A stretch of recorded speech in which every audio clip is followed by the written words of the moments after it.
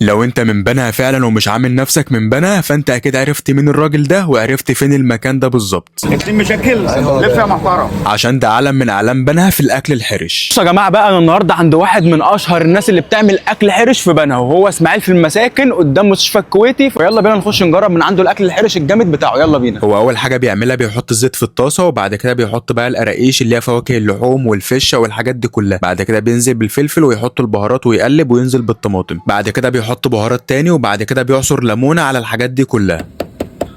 ودي بلح جوز الطيب بينزل بيها في الطاسه زي ما انتم شايفين. بيفتح من يوم السبت لحد يوم الاربع من الساعه 5 المغرب، والناس اللي انتم شايفينها دي كلها يوميا بياكلوا من عنده. بيعمل سندوتشات فشه وسندوتشات كبده، وبيعمل سندوتشات حواوشي، وبيعمل كمان كوارع. هنا بقى كان بيحضر الكبده، بينزل بقى بالزيت والطشه والثوم، وبعد كده بينزل بالكبده والفلفل الاخضر، ويرجع يحط زيت تاني فوق الكبده، ويرجع يحط طماطم عليها بهارات وتوابل. دي بابريكا.